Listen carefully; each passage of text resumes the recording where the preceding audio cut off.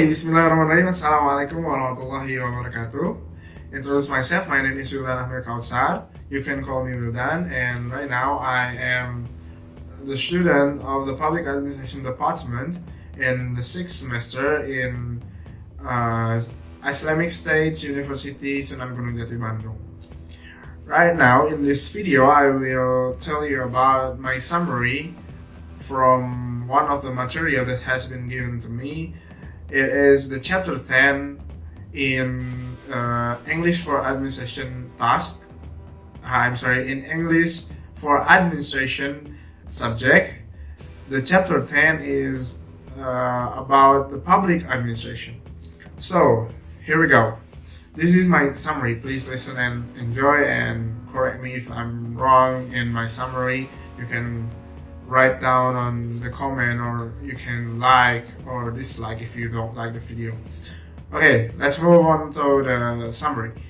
Okay, the first things that I want to summarize is about the public administration can be broadly described as the development, implementation, and study of government policies. It means that the public administration could getting into the development things and the implementation and the study about government and the governance. So before we get to our next summary further, I want to tell something, because in the text it given a short history about the public administration. So in 1855, Lawrence von Stein is determined that the science of the public administration was an interaction between the theory and practice, and combined with several disciplines such as sociology and political science and administrative law and public finance. It means that in 1855, Lawrence von Stein found that the public administration was an interaction between the theory and the theory. So it means that the public administration could stand by itself, and it needs several disciplines to stand out together and make one very big theory, or the grand theory. So, after a decade later, exactly in 1887, Woodrow Wilson, who is well known as the President of the United States, wrote an article entitled "The Study of Public Administration." In his article, he determined that the object of administrative study that must discover is two things. The first is what the government can properly and successfully do, and the second is why and how do these proper things with the utmost possible efficiency and at least possible cost either of money or the energy. And if we compare the two of them, they are filling each other. When Lawrence von Stein found the public administration as an interaction between the theory and the theory, Woodrow Wilson is found that it has more complicated to the government. So yeah, that's it.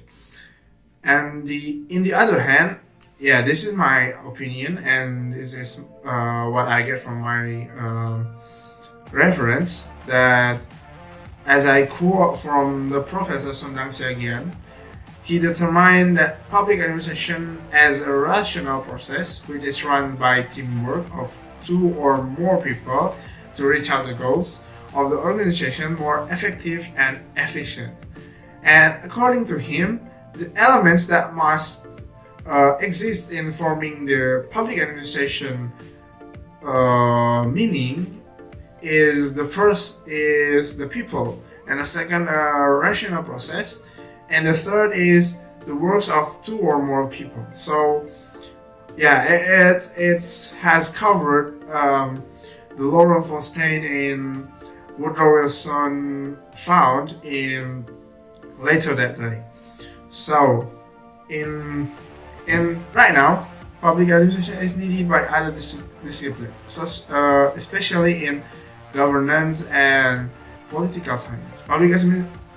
It is because the public administration has a universal locus. So, who need a restricting. If you want to use the public administration theory, you must seek a restriction. So you can use the theory about public administration because Lawrence Fontaine said that public administration is interaction between theory and theory who combine with the several disciplines. That's it. And so, as it said in my summary in the first paragraph, public administration is about theory and practical and also combined with several disciplines to use the theory in practice. So, yeah, if we talk about public administration, it has a universal meaning. So, it must be combined with other disciplines and we could use that as a theory. And in the next, my summary is in the most world, the establishment of highly trained administration.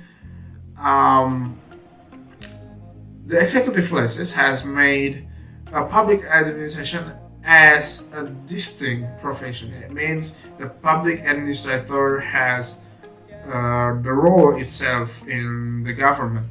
So, the body of the public administrator we usually call as civil service, and a civil servant, therefore, one of the body of the person who are directly employed in the administration of internal affairs of the state and whose role and status are not political, ministerial, military, and constabulary. It means that the public servant or public administrator, it's prohibited to entering a political group or entering a military or entering the ministry. As I said in before, yeah. So it must be natural if you want to be a civil servant. And the last of my summary is, this is my opinion. Right now, the civil servant usually comes from the public administration bachelor degree or master, because right now in this era, who needed really fast and adaptive people, yeah, the civil servant must expertise the theory of public administration before they wanna be a public administrator. Because if they don't expertise the public administration, there will be misunderstanding in the public administration. So maybe that's all from me. That's all my summary. I hope you really enjoy. I hope you listen to it carefully so you can comment in below. Maybe that's all from me. Thank you. Assalamualaikum warahmatullahi wabarakatuh.